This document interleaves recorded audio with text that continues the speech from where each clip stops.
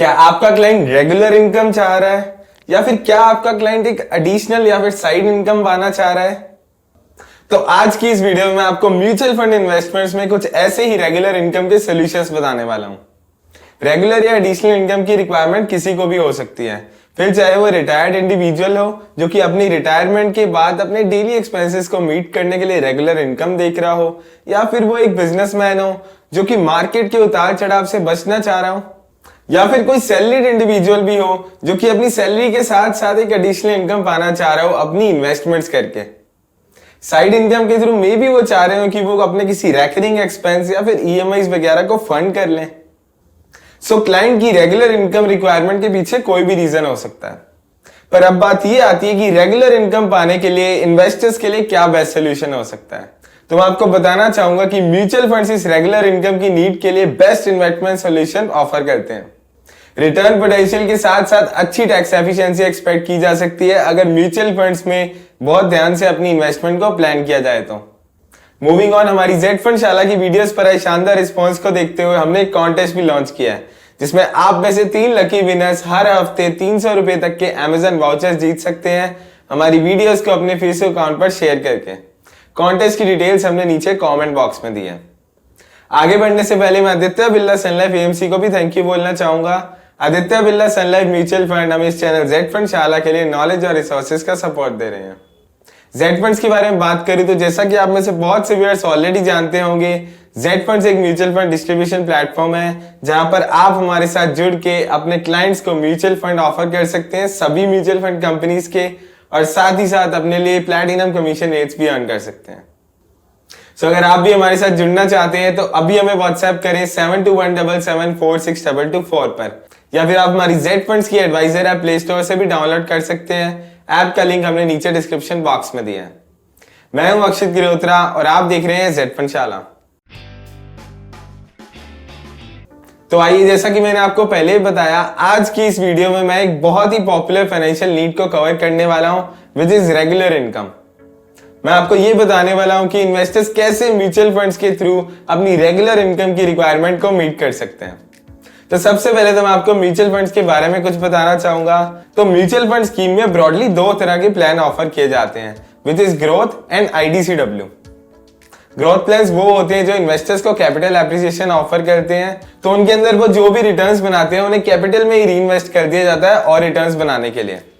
और वहीं अगर आईडीसीडब्ल्यू की बात करूं तो इसका मतलब होता है income distribution cum capital withdrawal option. इसे पहले डिविडेंड प्लान भी कहा जाता था। आईडीसीडब्ल्यू की बात करें तो इसके अंदर भी लगभग 3 कैटेगरीज आती हैं। Pay out of income distribution cum capital withdrawal option, reinvestment of income distribution cum capital withdrawal option और transfer of income distribution cum capital withdrawal options. तो बेसिकली अगर मैं आपको आईडीसीडब्ल्यू का कॉन्सेप्ट समझाऊं तो इसके अंदर इन्वेस्टर्स को टाइम टू टाइम डिविडेंड पास किया जाता है। ये डिविडेंड इनकम म्यूचुअल फंड अपने डिस्ट्रीब्यूटेबल सरप्लस यानी कि प्रॉफिट और अपनी कैपिटल में से देते हैं। तो आइए अब मैं आपको एक एग्जांपल के जरिए म्यूचुअल फंड्स में ग्रोथ और आईडीसीडब्ल्यू ऑप्शन के बीच में फर्क समझाता हूं। मान लीजिए कि 2 इन्वेस्टर्स हैं, इन्वेस्टर ए और इन्वेस्टर बी। दोनों किसी एक म्यूचुअल फंड स्कीम में जिसका एनएवी आज की डेट में 100 रुपए का है उसमें अपनी इन्वेस्टमेंट करते हैं, जिसमें कि investor a growth plan choose करता है और इन्वेस्टर बी उसी स्कीम का डिविडेंड ऑप्शन चूज करता है। इन दैट केस हम अज्यूम करते हैं कि 1 महीने बाद दोनों की वैल्यू बढ़कर 101 रुपए की हो गई, यानी कि फंड ने 1% का रिटर्न बनाकर दिया। और उसके बाद डिविडेंड ऑप्शन वाले प्लान ने 50 पैसे का डिविडेंड अनाउंस किया है। इस केस में जो इन्वेस्टर बी होगा उसको 50 पैसे पर यूनिट अपनी नंबर ऑफ यूनिट्स के हिसाब से अपने बैंक अकाउंट में डायरेक्टली मिल जाएंगे। और वहीं से खास बात ये होगी कि उस प्लान का एनएवी भी उतनी ही अमाउंट से गिर जाएगा जितने का डिविडेंड फंड ने अनाउंस किया है। अब एज्यूम करते हैं कि नेक्स्ट मंथ भी फंड 1% का रिटर्न देता है, तो इन दैट केस इन्वेस्टर ए की होल्डिंग फंड की एनएवी 102.10 रुपीज हो जाएगी। और वहीं अगर बी इन्वेस्टर की होल्डिंग की बात करें तो वो बढ़कर सिर्फ 101.51 पैसे रहेगी। सो जैसा कि आप इस कंक्लूजन से समझ सकते हैं, तो जैसा कि हम इस एग्जांपल से देख पा रहे हैं, तो सबसे बड़ा डिफरेंस ये रहेगा कि इन्वेस्टर बी जो होगा जिसने डिविडेंड प्लान में इन्वेस्ट किया है उसे अपने बैंक अकाउंट में अपनी रेगुलर इनकम को मीट करने के लिए एक डिविडेंड मिल जाएगा। और वहीं इन्वेस्टर ए जिसने कि ग्रोथ प्लान में इन्वेस्ट किया है उसके एनईवी में कंपैरेटिवली ज्यादा ग्रोथ होगी।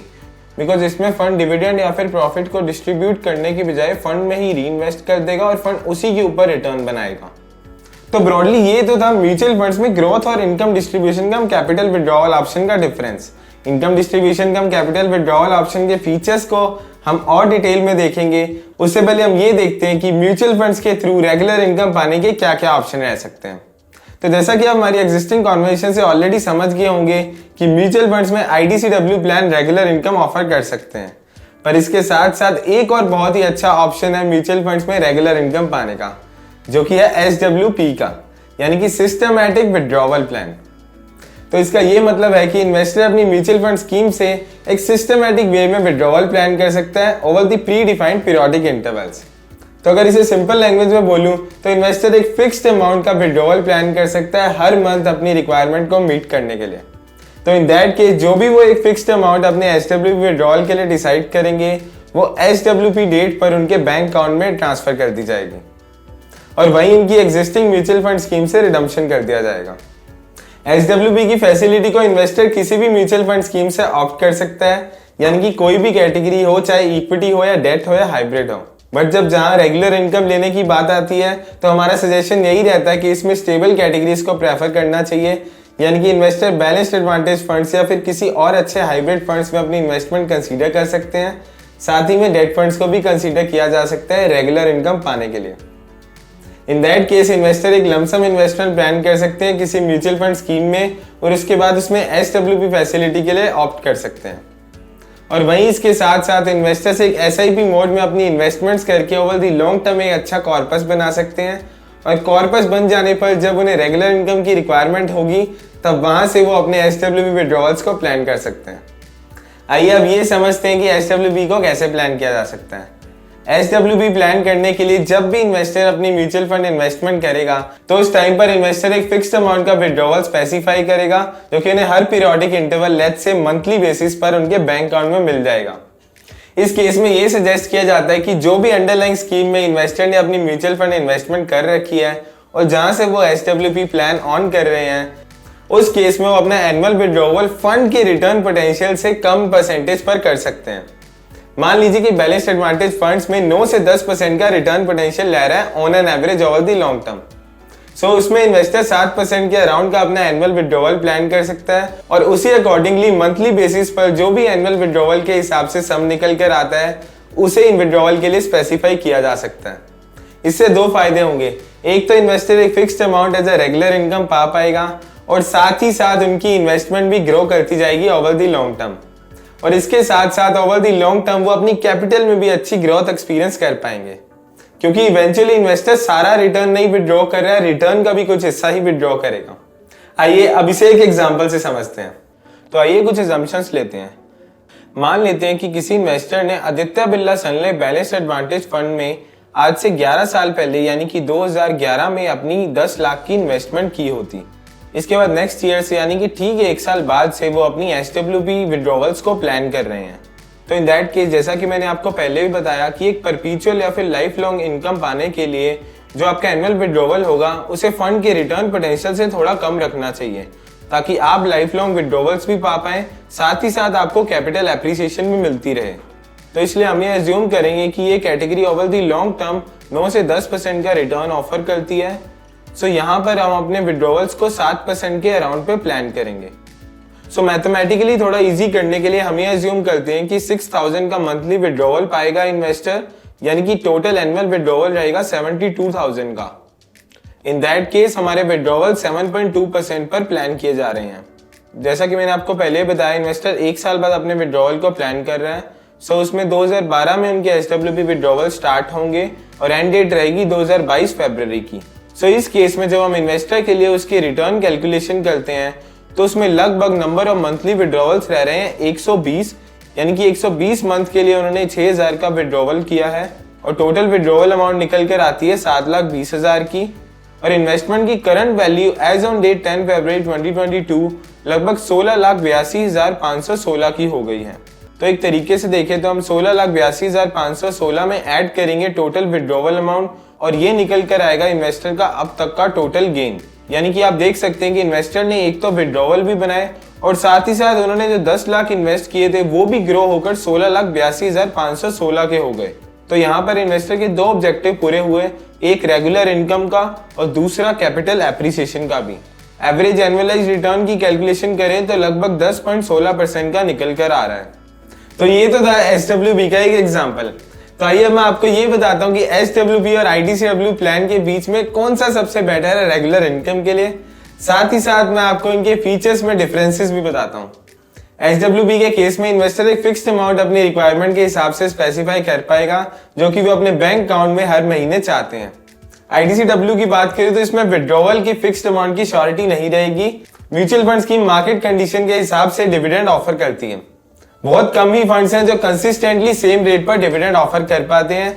मोस्ट केसेस में डिविडेंड वेरी करता है मंथ टू मंथ। तो अगर एक और चीज IDCW प्लान के बारे में बताऊं, इसके साथ साथ ये भी श्योरिटी नहीं है कि डिविडेंड आएगा भी या नहीं भी आएगा, क्योंकि हो सकता है कि डाउन मार्केट के टाइम पर जब फंड प्रॉफिट नहीं बना पा रहा है तो वो कोई डिविडेंड नहीं ऑफर कर रहा। ऑल्सो अगर फंड ने थोड़ा बहुत प्रॉफिट बनाया भी तो IDCW के स्ट्रक्चर के अकॉर्डिंग फंड वो थोड़ा बहुत प्रॉफिट के साथ साथ एक कैपिटल का पोर्शन में विड्रॉ करके आपके बैंक अकाउंट में एज अ डिविडेंड ऑफर कर देगा। यानी जो आप डिविडेंड रिसीव करोगे वो जरूरी नहीं होगा कि वो रिटर्न का पोर्शन होगा, उसमें आपका कैपिटल का पोर्शन भी हो सकता है। सो इन दैट केस आपकी कैपिटल भी थोड़ी डाउन हो जाएगी। अब बात करता हूँ एक बहुत ही इंपॉर्टेंट फीचर की, that is taxation. SWP case में अगर मान लीजिए इन्वेस्टमेंट को इक्विटी ओरिएंटेड फंड में किया जाता है तो उसके बाद जो भी रिडम्पशन होंगे उन पर इक्विटी का टैक्सेशन रेट एप्लीकेबल होगा। एक साल से पहले वाले विड्रॉवल्स पर 15% का टैक्स एप्लीकेबल होगा as per STCG tax rate, और वहीं जब होल्डिंग पीरियड एक साल से ज्यादा का हो जाता है और उसके बाद जो भी विड्रॉवल्स होंगे उन पर 10% का LTCG टैक्स एप्लीकेबल होगा, वो भी अगर इन्वेस्टर के total gains in that financial year 1 lakh से ज्यादा के होंगे। तो अगर 1 लाख से कम होंगे तो उन पर कोई भी टैक्स नहीं देना पड़ेगा, 1 लाख से ज्यादा के होंगे तो उन पर 10% का टैक्स एप्लीकेबल होगा। और वहीं डेट ओरिएंटेड फंड के केस में अगर होल्डिंग पीरियड 3 साल से कम का रहता है तो इस केस में इन्वेस्टर की टैक्स स्लैब के हिसाब से टैक्स रेट एप्लीकेबल होगा उनके बनाए गए गेन्स पर, और वहीं 3 साल के बाद में जो भी विड्रॉवल्स होंगे उन पे 20% का टैक्स लगेगा, that is after indexation benefits. यानी कि इन्फ्लेशन एडजस्ट कर देने के बाद में 20% का टैक्स रेट लगेगा, जो कि effectively over the long term काफी कम निकल कर आएगा। अब जानते हैं IDCW का टैक्सेशन। सो अगर IDCW के टैक्सेशन की बात करूं तो जो भी डिविडेंड इन्वेस्टर रिसीव करेगा वो टैक्सेबल रहेगा उनकी टैक्स स्लैब रेट के हिसाब से। सो अगर इन्वेस्टर 30% टैक्स स्लैब में आता है तो जो भी डिविडेंड वो अर्न करेंगे वो डिविडेंड पर 30% का टैक्स रेट एप्लीकेबल रहेगा। Also one more important thing that is to be noted here is, वो डिविडेंड में जो भी पोर्शन है इनकम डिस्ट्रीब्यूशन का या फिर कैपिटल विड्रॉवल का, टोटल अमाउंट पर ही टैक्स एप्लीकेबल होगा। ऑल्सो इसके साथ साथ 10% का TDS भी एप्लीकेबल होगा अगर टोटल डिविडेंड इनकम इन्वेस्टर की 5,000 से ज्यादा की बन रही है। तो इन दैट केस EMC पहले से 10% का TDS आपकी डिविडेंड इनकम में से डिडक्ट कर लेगी।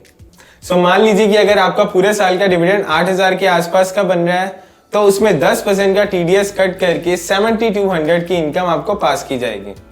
सो यहाँ पर कंक्लूजन ये निकल कर आता है कि SWP प्लान ज्यादा बेटर रह सकता है डिविडेंड प्लान से in terms of tax efficiency, capital growth का potential, also better control over the investments.